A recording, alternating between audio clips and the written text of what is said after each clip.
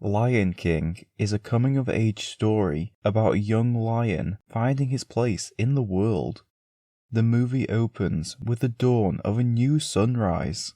A new story is beginning with the birth of Simba. Circle of Life is one of the most powerful opening songs. It's setting up a character that wants to see and do it all. There's more to see than can ever be seen. In a lot of musicals, the protagonist always wants more than what they have. The song also sings about the many twists and turns a character can take before they eventually find the place where they belong. Either they will strive to reach the end of their path, or they will settle for an easier route. Early in the morning, Simba runs in to wake Mufasa. Mufasa is slow to get up. Simba just has to say, "You promised." And he gets his way. Mufasa shows him the entire kingdom he will inherit. When Mufasa is gone, everything the light touches will belong to Simba. A king's time as ruler rises and falls like the sun. Simba sees the shadowy place, but is told not to go there. This is the inciting incident. This is the first time he learns of an unknown world outside the Pride Lands. Mufasa forbids Simba from going there, so it's also a new experience of not getting what he wants all the time. Simba's response is, "But I thought a king can do whatever he wants." Simba has an immature understanding of what the role of king is. When Mufasa says, "Oh, there's more to being king than getting your way all the time," Simba doesn't understand that Mufasa is referring to the responsibilities and duties of being king, "There's more?" Simba, rather than a reward that Simba is unaware of. Mufasa laughs it off and explains his role as king. He describes the circle of life as everything being connected. There is a delicate balance within the ecosystem. They must show respect to the animals they prey upon. There is a theme of responsibility, but it doesn't fully explain the constraint Mufasa has placed over the population. Simba gets easily distracted while Zazu is giving the morning report, and Mufasa encourages him to pounce on Zazu. When hyenas are spotted in the Pride Lands, Mufasa immediately runs off to deal with it. He tells Zazu to take Simba home. Simba wanted to go too, and thinks he doesn't get to go anywhere. He must not be counting this day out with his dad. Simba is excited that he will one day rule the kingdom. There's a childish pride towards it. He tells his uncle, but Scar rubs in the fact that he can't explore past the northern border. And he's absolutely right. It's far too dangerous. Only the bravest lions go there. It's very sarcastic, while he's calling into question Simba's bravery. This would be the call to adventure, because Simba now wants to prove his courage. Simba doesn't try to refuse the call himself. Mufasa has already forbidden it, and Scar tries to refuse it too, by saying he's being protective. It's a subtle attempt to build intrigue before letting slip that it's an elephant graveyard. Simba then invites Nala, but they are only allowed to go if Zazu goes with them as someone responsible. On their way, Simba and Nala are whispering to each other, and Zazu mistakes it for blossoming seeds of romance. He brings up the tradition that one day they will be married. They both reject it.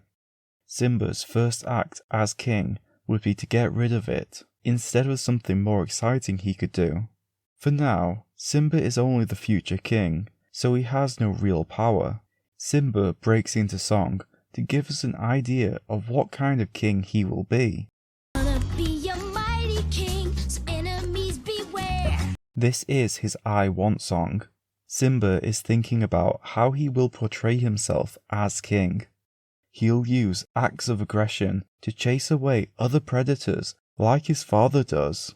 He's working on his roar because that's how a lion displays their power. Simba is only thinking about the exciting parts of ruling. He says he can't wait to be king, but that's not exactly his want.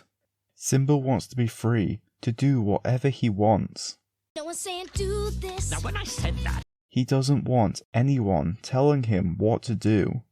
Simba wants all the power and none of the responsibilities. We don't run around all day. We don't do it all my way. The way he lives now is basically that, so becoming king would soon make him realize the work it takes to run the Pride Lands. Simba only cares about the appearance of being king. Everywhere you look, I'm standing in the spotlight. It's a song about thinking he already has what it takes. Throughout the whole song, Simba hasn't faced any consequences for his actions. He's being rude to Zazu, but Zazu is still trying to look out for him. They are running under the animals and come out unscathed. Even when the animal tower comes falling down, they successfully ditch Zazu. It makes it look like everything will always work out. Simba and Nala start to explore the elephant graveyard before they are interrupted by Zazu, and he starts taking charge. it's Mr. Banana Beat to you, fuzzy. When the hyenas show up, Zazu tries to defuse the situation by diplomatically talking to them.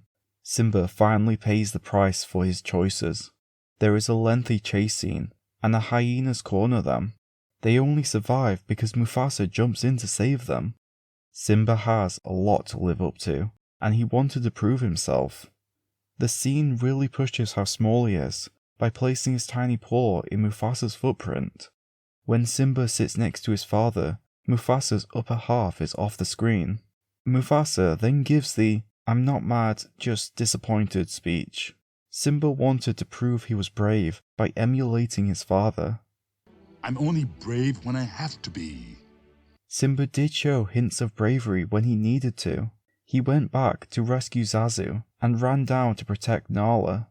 Simba seems to have learned his lesson, and Mufasa tells him that he can always look to the stars for guidance.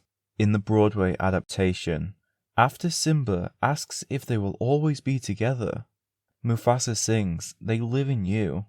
And the spirit of life calling He made a mistake while searching for his calling. with the fear of a child. Asking, Simba is only a child, but he's asking difficult questions. wait. There's no mountain too great. Mufasa doesn't want Simba's doubts to limit what he tries in the future. He expands on the circle of life. They live in you. They live in me. Simba will one day carry the responsibility of his ancestors that his father currently holds. The past kings will be there to guide Simba. He doesn't need to worry because their guidance has no bounds. Their wisdom is in every creature and in every star. They are also within Simba. They live in you. There's also an additional scene after Be Prepared, where Mufasa explains that he wasn't too hard on Simba because he wants to encourage his curiosity. The next day, Scar lures Simba into the gorge, promising a surprise. Simba wants to go with Scar to get Mufasa, showing he's still a little adventurous. But Scar is able to shut down his desire to act by bringing up the hyena incident. Simba is practicing his roar, and on his third attempt, it echoes through the chasm, which seems to cause a stampede. Mufasa rescues Simba and attempts to climb up. When Simba looks back, he watches his father fall into the wildebeest. Eric Edson coined the term "stunning surprise." It is an impactful moment at the end of Act 1 that the hero can't return from. From Simba's point of view, he has caused an irreversible mistake. He is responsible for the death of his father. Scar blames Simba and tells him to run away so he won't face the consequences of his mistake. Timon and Pumbaa rescue Simba from buzzards, but he's feeling dejected. Simba doesn't want to talk about what happened, and they don't force him to. They tell him to put the past behind him and even teach him a new life lesson, Hakuna Matata. It means no worries for the rest of your days. Simba chooses to live an easy life by eating bugs and lazing around all day. This is the midpoint of the story and his I Am Becoming song. Simba transforms his worldview and grows up in the jungle with the Hakuna Matata lifestyle. This is a false victory because Simba wanted a life with no responsibility, and now he can live his life with no worries. In an ironic way, he gets to live like a king. For the theme of finding your place, Hakuna Matata is about settling for what life gives you. If Simba doesn't make any major actions, bad things won't happen, but he won't make any progress in life. One night, Simba, Timon and Pumbaa are discussing what the stars are. Simba reveals the story about the kings of the past, which makes Timon and Pumbaa laugh. Simba laughs uncomfortably and walks away to be alone. The stage version adds the song Endless Night. Where has the starlight gone? Simba is looking to the stars for guidance, but feels lost. Dark is the day. Maybe the dark day references how he has no purpose without everything the light touches. When will the dawning break? The sun has set on Mufasa's time, but is still waiting to rise with Simba. Simba needs a father figure or a mentor to set him in the right direction. When you were by my side. Simba is lost because his purpose was to be king. He has to take his place in the circle of life, but doesn't know how to go about it.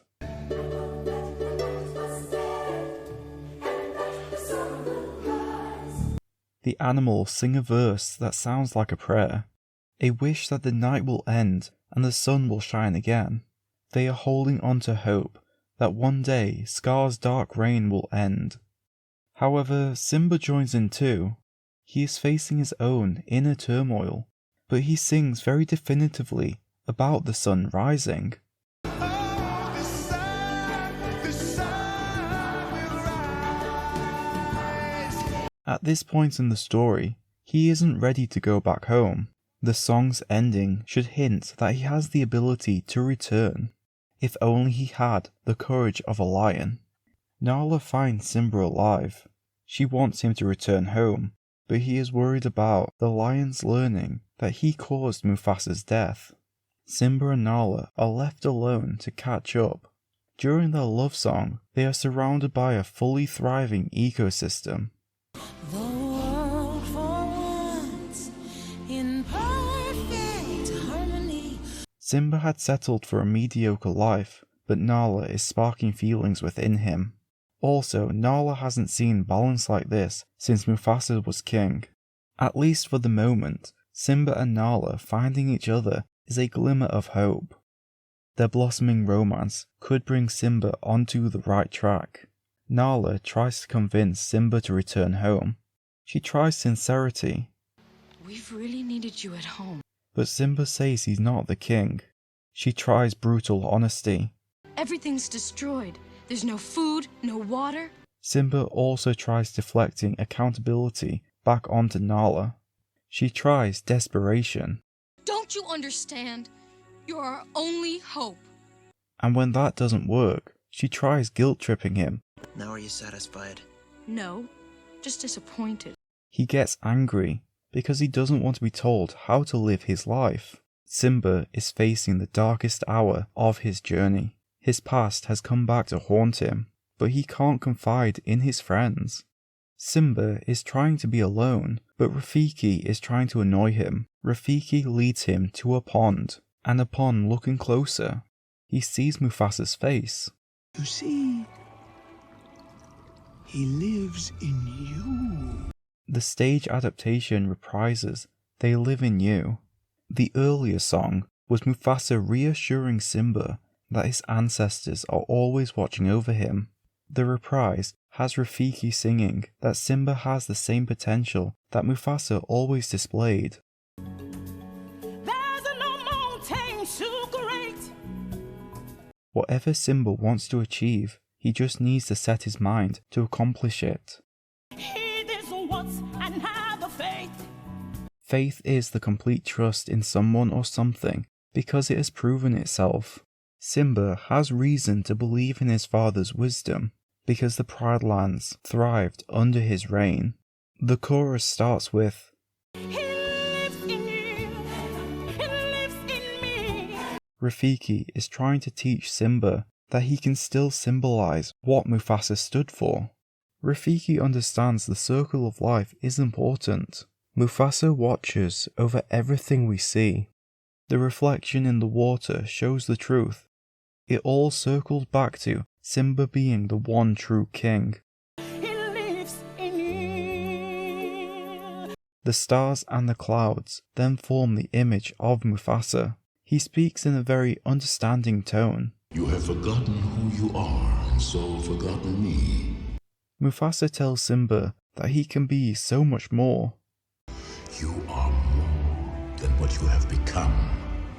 Instead of a speech about disappointment, it's a message of potential and growth. The ghost of Mufasa disappears, and Simba almost feels ready. Rafiki strikes Simba and uses Hakuna Matata to prove a point. It doesn't matter. It's in the past. Simba learns a valuable lesson. But the way I see it, you can either run from it or learn from it. Simba has realized what he needs to do and sings the chorus himself. He can be whatever he wants to be, but his calling is to be king. Oh, Tate, he lives in me. Simba's verse in Endless Night might actually fit better here.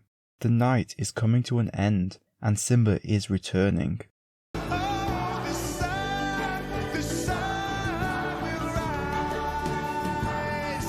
Simba arrives in the Pride Lands to find it devastated.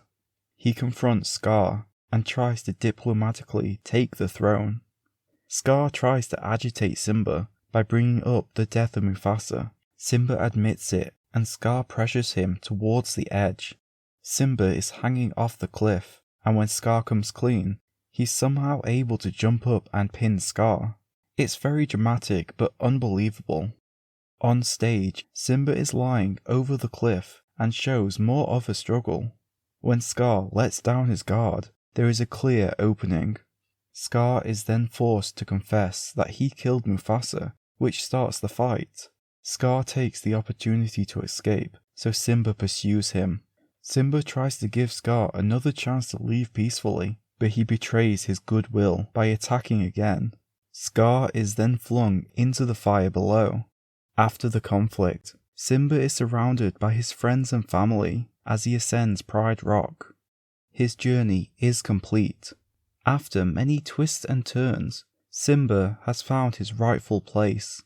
As an ending, it reflects the opening by reprising Circle of Life.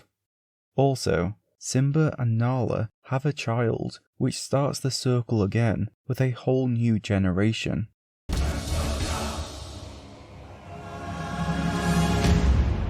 Lion King is a story about developing yourself and striving for greatness. You have the potential to do whatever you want. Be the best person you can be. Or don't. Hakuna Matata.